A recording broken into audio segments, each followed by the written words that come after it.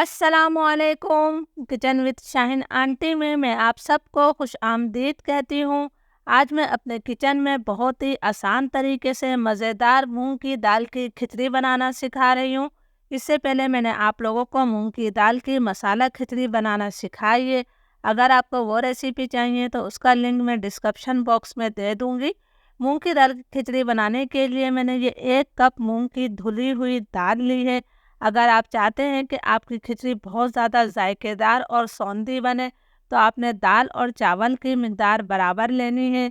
और अगर आप चाहते हैं कि खिचड़ी आपकी खिली-खिली बने, तो आपने जितने चावल लिए हैं, उससे आधी आपने दाल लेनी है। तो मैंने भी ये 1 कप मूँग की धुली हुई दाल ली है, तो 1 ही कप मैं चावल ले रही हूँ। ये बासमती चावल है, इसी कप से नापकर मैंने दाल ली थी।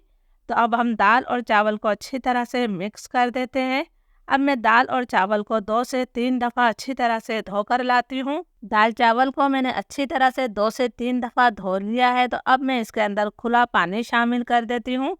हमने इसे जो आधे घंटे के लिए भिगोकर रख देना है, जब तक मैं इसके साथ खाने के लिए बहुत ही स्पेशल चटनी बनाती हूँ।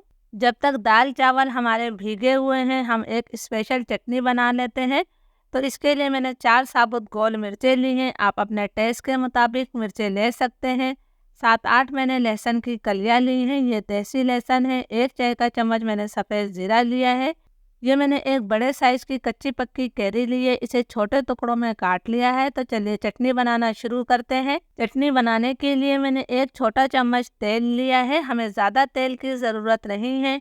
तेल को मैं फैलाते हुए गरम कर लेती हूँ। तेल गरम हो गया है, तो अब मैं इसके अंदर ज़ीरा, लहसुन, गोल मिर्चें शामिल कर देती हूँ। इसे हमने अच्छी तरह से फ्राई करना है कि लहसुन और ज़ीरे का कलर तब्दील हो जाए और साबुत गोल मिर्चें हमारी अच्छी तरह से क्रिस्पी हो जाए। ज़ीरा, लहसुन और मिर्चें हमारी अच्छी तरह से फ्राई हो गई हैं, तो इसे मैं प्लेट में निकाल कर थोड़ा ठंडा कर लूँगी। ज़ीरा, लहसुन और मिर्च हमारी ठंडी हो गई है, तो इसे मैंने ग्राइंडर जार में डाल दिया है।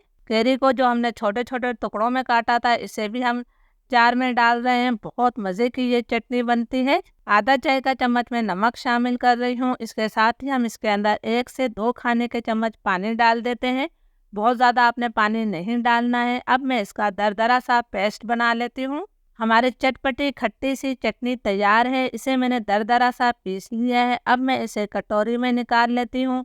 ये चटनी हमारी खिचड़ी के जायके को कई गुना बढ़ा देगी। अगर आप चाहते हैं कि आपकी खिचड़ी बहुत ज़्यादा जायकेदार बने, तो इसे आप घी से बनाइएगा। मैंने 1/4 कप घी लिया है। घी को मैं हल्का गरम कर लेती हूँ। अगर आपके पास घी नहीं है, तो फिर आप 1/4 कप तेल ले लीजिएगा। घी गरम हो गया है। एक मैंने दरमियाने साइज की प्याज ली है, जिसे मैंने बारीक स्लाइस कर लिया है।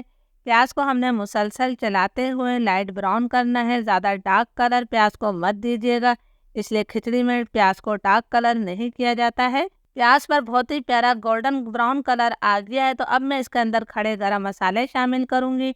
मैंने 1 दालचीनी का टुकड़ा लिया है, 8-10 काली मिर्चें, 4 लौंगे हैं, 1 बड़ी इलायची, 4 साबुत गोल मिर्चें ली हैं और 1 चाय का चम्मच सफ़ेद ज़ीरा।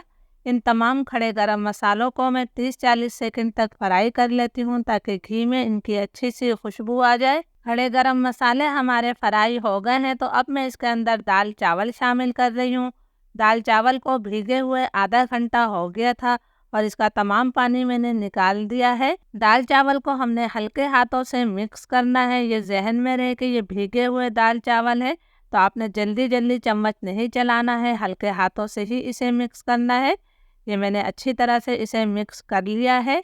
अब मैं इसके अंदर पानी शामिल करूंगी। इस कप से नापकर हमने 1 कप दाल और 1 कप चावल लिए हैं, यानी 2 कप हुए, तो इसी कप से नापकर हमने 4 कप पानी डालना है। आप भी दाल चावल हमेशा किसी कप, कटोरी या गिलास से नाप कर डाला करें। इस तरह आपको भी पानी डालने में बहुत ज़्यादा आसानी हो जाएगी। ये मैंने पूरे 4 कप पानी डाल दिया है। 1 चाय का चम्मच फुल भरकर मैं इसके अंदर नमक शामिल कर रही हूँ। अब हमने इसे मिक्स कर देना है। इसके अंदर कोई अदरक, लहसुन या टमाटर नहीं जाता है। इसके बावजूद ये खिचड़ी बहुत ही मज़े की बनती है। ज़रूर इसे ट्राई कीजिएगा।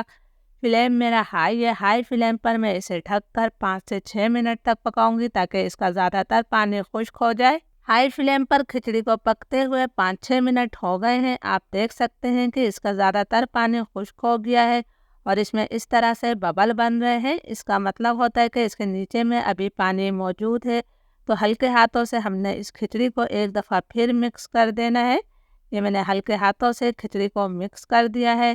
फ्लेम में बिल्कुल लो कर रही हूँ। लो फ्लेम पर हमने इसे 8 से 10 मिनट का दम दे देना है। 8-10 मिनट हो गए, हमारी खिचड़ी में दम आ गया माशाल्लाह। बहुत ही मज़ेदार नरम नरम सी हमारी खिचड़ी तैयार है। तो चलिए अब हम इसे सर्व कर लेते हैं। आपने एक दफ़ा मेरे तरीके से मूंग दाल की खिचड़ी इस तरह बना ली तो आप इसे बार बार बनाना पसंद करेंगे। बहुत ही मज़े की ये खिचड़ी बनती है। गर्मियों की दोपहर के लिए इससे ज़्यादा मज़ेदार कोई दूसरा खाना नहीं है। ज़रूर रेसिपी को ट्राई कीजिएगा और मुझे कमेंट्स करके ज़रूर बताइएगा। इजाज़त दीजिए, अल्लाह हाफिज़।